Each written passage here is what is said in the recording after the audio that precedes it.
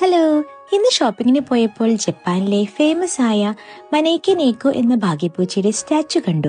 ഇവയുടെ രൂപത്തിലുള്ള സാധനങ്ങൾ വീട്ടിൽ വെച്ചാൽ സമ്പത്ത്, സമൃദ്ധി, ഭാഗ്യം എന്നിവ വരുമെന്നാണ് ജപ്പാൻകാരുടെ വിശ്വാസം. ഈ പൂച്ചയ്ക്ക് രസകരമായ ഒരു കഥയുമുണ്ട്. പണ്ട് ജപ്പാനിലെ ഒരു ക്ഷേത്രത്തിൽ ഒരു പാവപ്പെട്ട സന്യാസി താമസിച്ചായിരുന്നു. ക്ഷേത്രം നടത്തിക്കൊണ്ടുപോകാൻ അദ്ദേഹം ഒത്തിരി കഷ്ടപ്പെട്ടിരുന്നു. അങ്ങനെ നല്ല മഴയുള്ള ഒരു ദിവസം വേറെ ഒരു ദേശക്കാരൻ അവിടെ വരികയും മഴ നനയാതിരിക്കാൻ അവിടെയുള്ള ഒരു മരത്തിന്റെ കീഴിൽ നിൽക്കുകയും ചെയ്തു. അങ്ങനെ മരത്തിന്റെ കീഴിൽ നിൽക്കുമ്പോൾ ഒരു പൂച്ച കൈ ഉയർത്തി ആളെ വിളിക്കുന്നത് പോലെ ആൾക്ക് തോന്നി.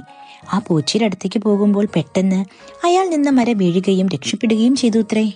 തന്റെ ജീവൻ രക്ഷിച്ച ആ പൂച്ചയെ ദൈവിക അടയാളമായി കണ്ട് ക്ഷേത്രത്തിന് ഒത്തിരി ധനസഹായവും നൽകി. ആ പൂച്ചയുടെ പേരാണ് മനേക്കി നേക്കോ. ഇപ്പോഴും വലത് കൈ ഉയർത്തി കാണിക്കുന്ന പൂച്ചയുടെ രൂപം ധനസമ്പാദനവും ഭാഗ്യവും സംരക്ഷണവും തരുമെന്ന് ഇവിടെയുള്ളവർ വിശ്വസിക്കുന്നു. അപ്പോൾ ഇനി അടുത്ത ഇൻഫർമേഷൻ വീഡിയോയുമായി പിന്നെ വരാം. താങ്ക്